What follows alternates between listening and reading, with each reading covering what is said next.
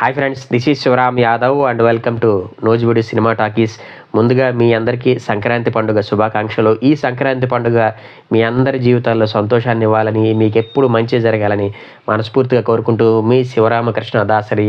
ఇక టాపిక్లోకి వెళ్తే ఈ వీడియోలో మీకు నేను వెంకటేష్ లీడ్ రోల్ పోషించిన సంక్రాంతికి వస్తున్న మూవీ యొక్క రివ్యూ చెప్తానండి. ఈ మూవీ యొక్క లెంగ్త్ వచ్చేసి సుమారుగా 2 hours 35 minutes అండి. శ్రీ వెంకటేశ్వర క్రియేషన్స్ బ్యానర్ పై దిల్ రాజు గారు నిర్మించారు. డైరెక్టర్ వచ్చేసి అనిల్ రావిపూడి అనమాట.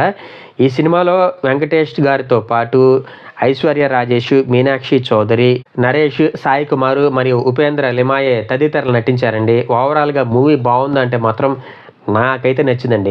ఈ సంక్రాంతికి మీరు కనుక కంప్లీట్ ఫ్యామిలీ ఎంటర్టైనర్ చూడాలనుకుంటే మాత్రం ముందు ఈ సినిమాని ప్రిఫర్ చేసుకునండి. ఈ సంక్రాంతికి గేమ్ చేంజర్ మరియు డాకు మహారాజ్తో పాటు ఈ సంక్రాంతికి వస్తున్న మూవీ కూడా రిలీజ్ అయిందండి. ఈ మూడిట్లో ది బెస్ట్ సెలెక్ట్ చేయమంటే మాత్రం ఫ్యామిలీతో సహా చూసేలాగా ఉంది కాబట్టి నేనైతే ఈ సంక్రాంతికి వస్తున్న మూవీనే సెలెక్ట్ చేస్తాను. అఫ్కోర్స్ డాకు మహారాజ్ బాగాలేదని కాదండి, అది కూడా బాగానే ఉంది. చైల్డ్ సెంటిమెంట్ బాగా వర్కౌట్ అయింది. ఇక గేమ్ చేంజర్ అంటారా, అదొక పొలిటికల్ డ్రామా సబ్జెక్ట్. అలాగే అది బాగాలేదని కాదండి, కాకపోతే అది రాంగ్ టైంలో రిలీజ్ అవటం ఆ సినిమాకి దెబ్బ కొట్టిందని చెప్పాలి. ఇక సంక్రాంతికి వస్తున్న మూవీ విషయానికి వస్తే ఇంట్లో ఇల్లాలు వంటింట్లో ప్రియురాలు అనే కాన్సెప్ట్కి కిడ్నాప్ డ్రామా యాడ్ చేసి అనిల్ రావిపూడి తనదైన స్టైల్లో మూవీని తీశాడనమాట. దానికి వెంకీ మామ మరియు ఐశ్వర్య రాజేష్ యొక్క హిలేరియస్ కామెడీ తోడైతే ఎలా ఉంటుందో మీ ఇమాజినేషన్కి వదిలేస్తున్నాయండి. మొత్తానికి వెంకీ మామ చాలా రోజుల తర్వాత సోలో హిట్ కొట్టాడండి. అఫ్కోర్స్ సోలో హీరోగా లాస్ట్ ఇయర్ సైంధవ్ సినిమా చేశాడు, అదేమో దెబ్బ కొట్టేసింది. ఇక ఈ సినిమాలో వెంకటేష్ 2 shades ఉన్నటువంటి క్యారెక్టర్ పోషించాడనమాట. ఒకటి వచ్చేసి పోలీస్ కాప్ అనమాట. అతను ఒక సంఘటన వల్ల తన ఉద్యోగాన్ని వదిలేసి పల్లెటూరుకి వచ్చేసి బతికేస్తుంటాడు. ఆ పల్లెటూరు వ్యక్తి క్యారెక్టర్కి పోలీస్ కాప్కి అస్సలు సంబంధం లేదనమాట. రెండు చాలా డిఫరెంట్ క్యారెక్టర్స్ అనమాట. రెండింటిని కూడా వెంకటేష్ మామ చాలా బాగా డీల్ చేశాడండి.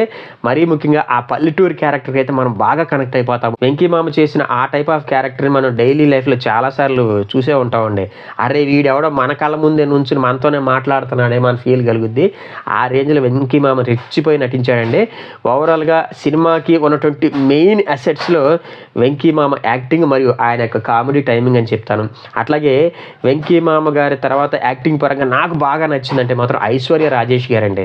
ఆవిడ కూడా తన క్యారెక్టర్కి సూపర్బ్గా న్యాయం చేశారండి. ఓవరాల్గా చూసుకుంటే పక్కా గోదావరి అమ్మాయిగా ఐశ్వర్య రాజేష్ గారి యాక్టింగ్ అయితే నాకైతే చాలా బాగా నచ్చింది. కొన్ని కామెడీ సీన్స్లో అయితే ఆవిడ వెంకటేష్ గారిని డామినేట్ చేసేలా నటించిందండి. మొత్తంగా చూసుకుంటే ఐశ్వర్య రాజేష్ గారు ది బెస్ట్ పెర్ఫార్మెన్స్ ఇచ్చిన సినిమాలంటే నాకు బాగా నచ్చిన సినిమా శైలజ కృష్ణమూర్తి అనుకుంటా, సారీ కౌశల్య కృష్ణమూర్తి అండి. ఆ తర్వాత ఆవిడలో ఉన్నటువంటి ఆ యాక్టింగ్ టాలెంట్ని ఆ రేంజ్లో ఈ సినిమాలోనే డైరెక్టర్ అనిల్ రావిపూడి వాడుకున్నారేమో అనిపించింది. మిగతా సినిమాలు బాగాలేదని కాదండి, కౌశల్య కృష్ణమూర్తి తర్వాత ఈ సినిమాకి ఆవిడకి బాగా గుర్తింపు వచ్చింది. ఇక వీళ్ళిద్దరి తర్వాత మరొక సపోర్టింగ్ రోల్ చేసిన మీనాక్షి చౌదరి గారి యాక్టింగ్ కూడా చాలా మంచి అప్లాన్స్ వస్తాయండి. మరీ ముఖ్యంగా లక్కీ భాస్కర్ హిట్ తర్వాత ఆవిడ ఖాతాలో మరొక హిట్ పడిందని చెప్పాలండి. ఇక వీళ్ళ ముగ్గురు తర్వాత మాత్రం బుల్లినాయుడు అని చెప్పేసి ఒక బుడ్డ పిల్లోడిని క్యారెక్టర్ ఉంటుంది అనమాట. హిలేరియస్ అనమాట. ఇంత బొగ్గులు వేసుకుని చిన్న పిల్లోడు, వాడు వేసే పంచులకి నవ్వలేక సచ్చానంటే నమ్మండి. నిజంగా అంత చిన్న వయసులోనే అతని నుంచి ఆ టైప్ ఆఫ్ యాక్టింగ్ రాబట్టుకున్నటువంటి డైరెక్టర్ అనిల్ రావిపూడి గారిని కూడా మనం ఖచ్చితంగా అభినందించి తీరాల్సిందే. వీళ్ళ తర్వాత ఇక మనకి ఇంకొక హైలైట్ పర్సన్ ఒకళ్ళు ఉన్నారండి ఈ మూవీలో. యానిమల్ సినిమా ఇంటర్వెల్ సీన్లో వస్తారు కానీ ఉపేంద్ర లిమాయే గారు, ఆయన ఈ సినిమాలో చేసినటువంటి కామెడీ అయితే నెక్స్ట్ లెవెల్ అండి. చాలా బాగా నటించారు. ఆయన యాక్టింగ్ కూడా మనం బాగా కనెక్ట్ అవుతాం. మిగతా సపోర్టింగ్ క్యారెక్టర్స్లో అవసరాల శ్రీనివాస్, సాయి కుమార్ మరియు నరేష్లు తమకిచ్చిన క్యారెక్టర్స్ పరిధి మేరకు బాగా నటించారని చెప్పాలి.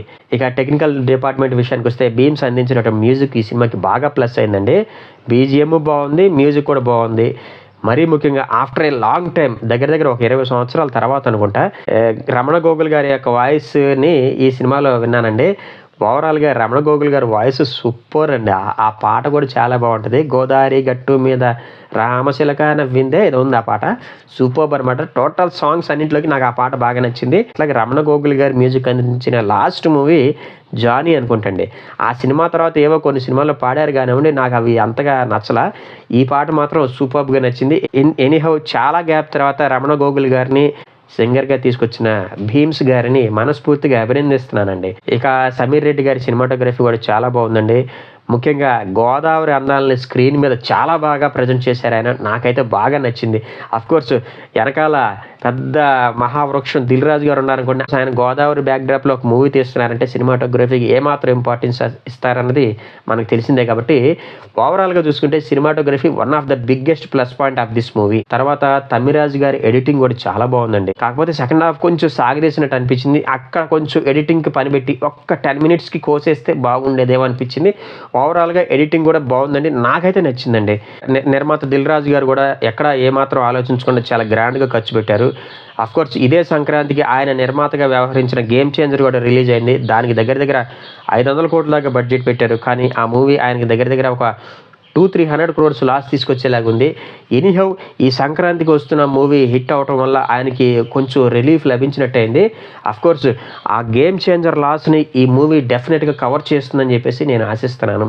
ఇక డైరెక్టర్ అనిల్ రావిపూడి గారి విషయానికి వస్తే, ఆయన ప్రీవియస్ మూవీస్ అయినటువంటి F2, F3 కమర్షియల్గా సక్సెస్ అయినాయి కానివ్వండి, double meaning dialogues, over action వల్ల చాలా చెడ్డ పేరు తెచ్చుకున్నారు. అఫ్కోర్స్ నా మూవీ రివ్యూస్లో కూడా ఆయన్ని చాలా బాగా తిట్టేశాను కూడా.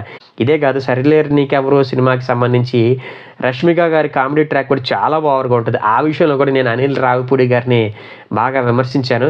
ఎనీహౌ F2, F3 మూవీలతో వచ్చినటువంటి చెడ్డ పేరుని అనిల్ రావిపూడి గారు ఈ సినిమాతో చెరిపేసుకున్నారని చెప్పాలి. సినిమా మొత్తం కూడా ఎక్కడ వల్గారిటీ లేదు. ఫ్యామిలీతో సహా కూర్చొని చూడొచ్చు, ఖచ్చితంగా ఎంజాయ్ చేస్తారు. ఈ సంక్రాంతికి మీరు మంచి మూవీ చూడాలనుకుంటే ముందు ఫస్ట్ ఈ మూవీనే ప్రిఫర్ చేయండి అని చెప్తాను. ఈ మూవీకి నేను ఇచ్చే రేటింగ్ వచ్చేసి 3.5 అండి. నా ప్రజెంటేషన్ కనుక మీకు నచ్చినట్లయితే ఈ వీడియోని లైక్ చేయండి, షేర్ చేయండి. మీ ఫ్రెండ్స్ అండ్ ఫ్యామిలీ మెంబర్స్ చేత కూడా మన యూట్యూబ్ ఛానల్ని కొంచెం సబ్స్క్రైబ్ చేయించండి. థ్యాంక్ యూ అండ్ జై హింద్.